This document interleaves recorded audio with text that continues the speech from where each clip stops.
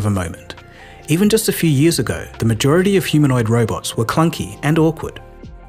Today, robotics companies are popping up left and right with products that have refined movements and much greater flexibility in their abilities. So we have to ask, what's changed between then and now? And are humanoid robots another tech fad and a cash grab? Or will humanoid robots be commonplace 10 years in the future? So let's answer those questions and also dive right in and take a look at some of the best robots available today.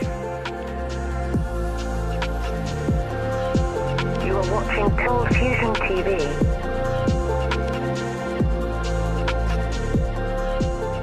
One genre of robots, if you want to call it that, tends to go down the realism route. As interesting as it is, I think the more realistic a robot is, the more it's going to freak people out. But regardless, the Chinese firm X Robots is giving it a good go. 通过我们最新一代发布的超级电机，我们的机器人可以统一控制它的每一个关节，让它的动作非常自然。X Robots went viral after their appearance at the 2023 World Robot Conference. Founded in the early 2010s, the company specializes in humanoid lifelike robots for research, development, manufacture, sales, and service. This is an example of one of their more advanced robots working in a restaurant. And as you can see, the movement still needs some work, but it's functional, possesses amazing computer vision, plus the realism is better than anything else I've ever seen. Actually, I'm just kidding. That's actually a human pretending to be a robot. But if you did think that was real for a second after seeing X Robots, then maybe the lines between human and humanoid are starting to blur, even at this extremely primitive stage in the technology's development. But in summary, these robots are not particularly practical, but they do look cool. These can be classed just as entertainment robots. But this next one is way more than that. In 2023, the Canadian robotics company Sanctuary AI launched Phoenix, a general-purpose robot. Their emphasis for the robot is doing physical work just like a person would.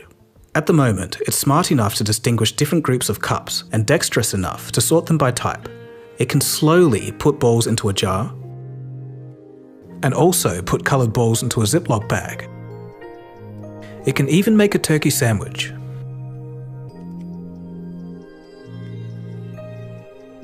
And also sort simple automotive parts. In May of 2024, they announced a collaboration with Microsoft, and this was for the development of AI models for their general-purpose humanoid robots. The Unitree G1. Unitree, another Chinese company, has the G1 model as their flagship robot. It features advanced mobility, stability, and AI capabilities. Its aim is to be used in the home, and it starts at $16,000 US. As you can see, it's pretty flexible and weighs only 35 kilos, making it one of the lightest robots out there. It can do backflips and set the record for the fastest humanoid robot. Alright, so who cares, you might be thinking? What does this thing actually do? Well, it can apparently use hammers, open bottles, do basic soldering, extremely basic cooking, or at least cosplay as such. Who knows if it's going to be as good as advertised, but it's very interesting nonetheless. Astrobot surprised the industry when it was unveiled in May of 2024. If the demos are in fact as it seems, this could be one of the most impressive robots out there. It can perform rapid dexterous tasks like cup stacking, cleaning up a simple but messy table, peeling vegetables, using a hammer, watering a plant with a spray bottle, pouring wine, opening a lidded bottle, and more. Interestingly, Stardust, the makers of Astrobot, specifically state that in these demos it's not being operated by a human. The robot's intelligence is from neural networks. There's a funny twist here though. The makers of Astrobot claim that it's Tesla who's faking their demos. They say that Tesla is secretly using a human to operate their robots during demos, and the human is just out of the camera's view. Speaking of the Tesla Optimus bot, let's take a look at what's been going on with it. Since its announcement in 2021, we've seen some clips of the Tesla bot carrying out various tasks. And just this month, a new video was released. It was the robot in the factory doing some basic tasks such as sorting batteries. Tesla engineer Milan Kovac states that they've used neural networks to train the robot to do useful things, only using vision from its cameras. He states that the robot is still very slow, but more successful at completing tasks, and can now walk without falling over. If all of this is true, that's some pretty swift progress, but the jury is still out on if the previous demo was faked. Next we have Mentibot. It's an AI-driven robot that provides personal guidance, tutoring, and career advice. Earlier this year, Mentibot Offers Interactive, the parent company, unveiled their prototype robot. It's human-sized and is being dubbed as the, quote, personalized AI robot you can mentor, end quote. Judging by the demos, it seems a little less baked than some of the other entries in this episode. Demos of Menti showcase a different approach to most humanoid robots out there. They focus on presumably domestic cases. The robot weighs 70 kilos and can balance itself while carrying objects pretty well. A prototype will be unveiled in 2025. The company behind Mentibot, funnily enough called Menti Robotics, says this is just the starting point for general-purpose bipedal robots. In the future, they're working towards a robot that has the brain to do all sorts of household chores and learn from us so it can do things it wasn't specifically trained to do.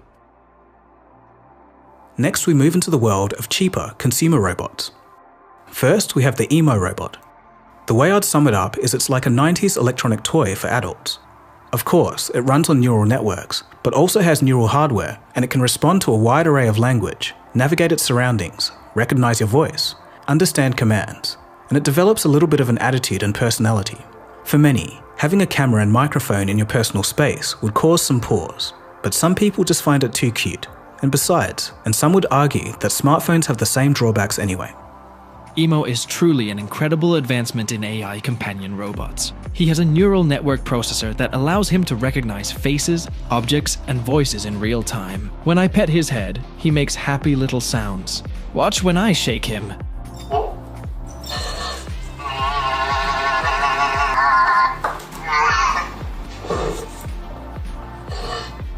What about a robot that can mow your lawn?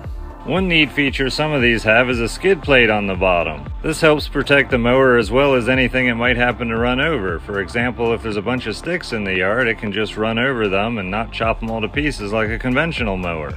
I can see why people want to cut their own lawns as a form of relaxation, but I'd rather do other things with my free time and let the lawn cut itself.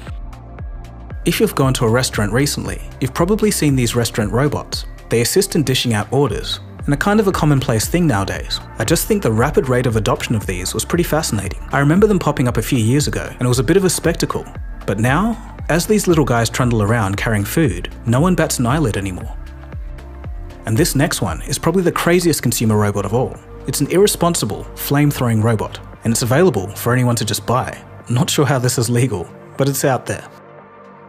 Disney is also getting involved. They've got some new robotics entries, and they're using their typical expertise in animation and putting it to good use for the robot's motion.